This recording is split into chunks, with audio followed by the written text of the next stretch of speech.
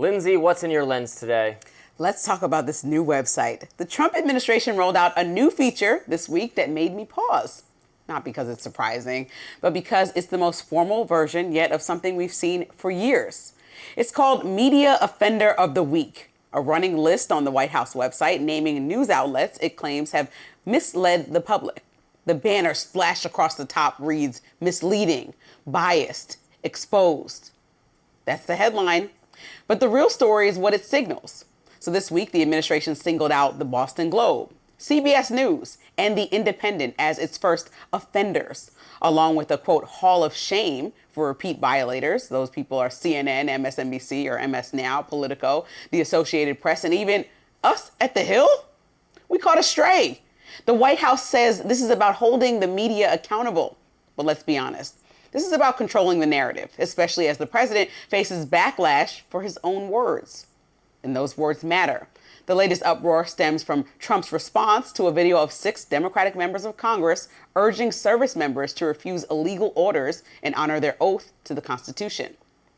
Trump posted on Truth Social, quote, seditious behavior punishable by death, and even reposted another comment that read, hang them. That's the kind of rhetoric that would dominate news cycles in any democracy. So now we're watching the White House punish the press for covering it. But this didn't start with a website. This is the culmination of a years-long pattern of belittling, mocking, and outright attacking journalists for simply doing their jobs. Just remember these moments. Because they let him in. Are you stupid? Are you a stupid person? I'm not thinking, Mr. That's President. okay. I know you're not thinking. You never do. I'm sorry? I'll tell you what, CNN should be ashamed of itself having you working for them. You are a rude, terrible person. That's not just a bad attitude. That's bad policy. Since the start of his second term, the administration has used lawsuits, shutdowns of government-funded outlets, and new physical restrictions that actually block journalists from key government spaces. Sometimes it targets specific outlets, other times it bans press altogether.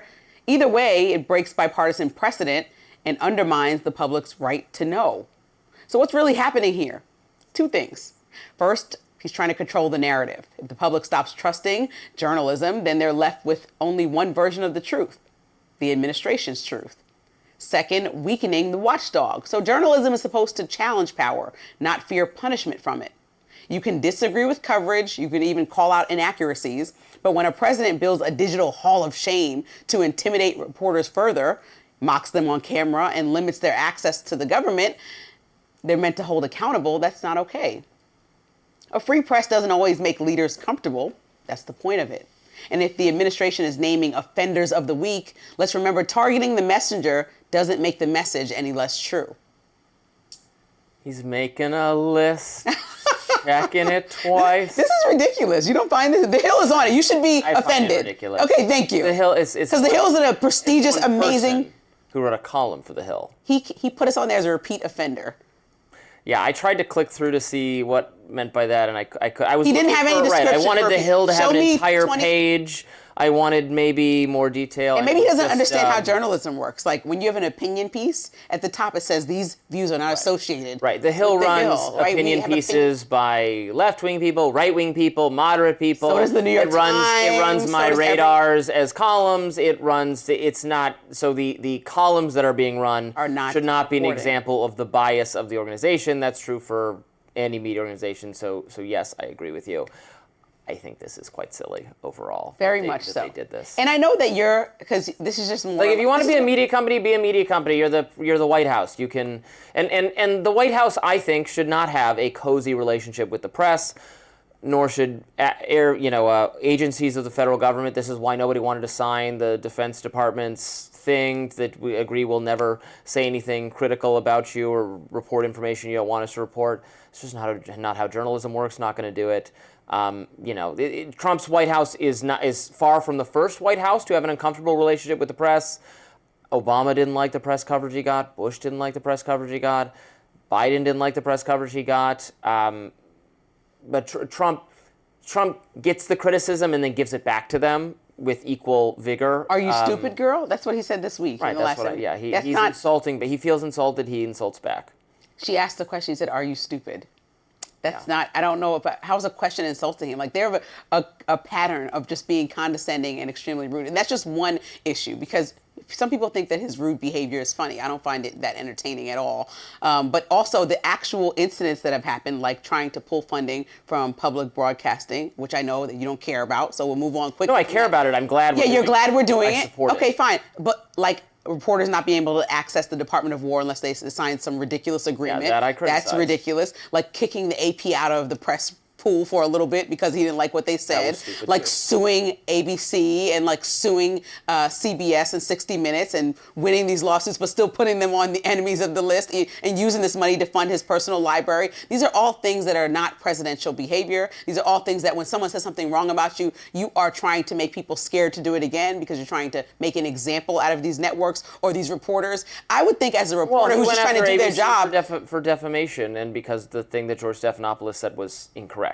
Right. So George Stephanopoulos has that Stephanopoulos, same right as everyone yes, else. but even with CBS, he went after CBS because of a pause in a moment when Kamala was talking about her foreign policy.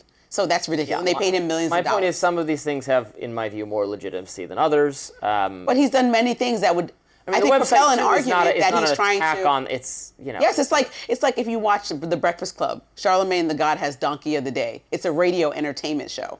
The president is not an pointing attack out on anyone. It's just pointing out who's the idiot of the day. So the president is calling press who's reporting on him the idiot of the day. Amendment rights. No, I don't think that that's right for the president if he's doing it. Again, he has the right to do it. He has the right to do it, but also I have the right to say this is foolish. And again, I have the right to point to that same 36% approval rating and him spending yet another day on something nonsensical.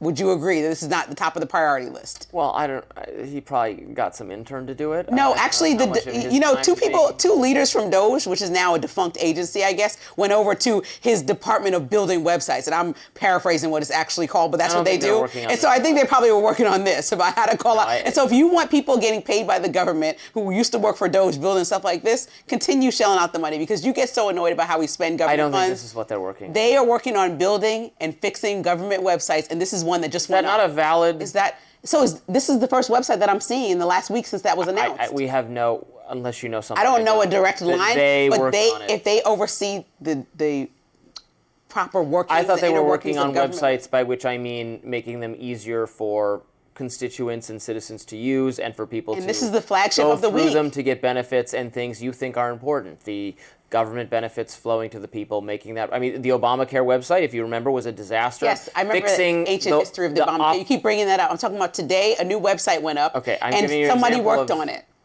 Okay, so I don't know. we're going to find out who tomorrow. Right. I'm going to come to the table. That's a tremendous waste of their time if they were on that, and I'm happy to criticize it if it's the case, but we have no information that that's what they were working on. That's not my understanding of what they were working on. They're working on an Obamacare website from 10 years ago. No. That's your understanding? I'm something like that. There are other websites. Like, name one, because the Obamacare is old and the Republicans don't want it. So why would a Republican administration have people working on a new healthcare website when they don't even want to fund healthcare?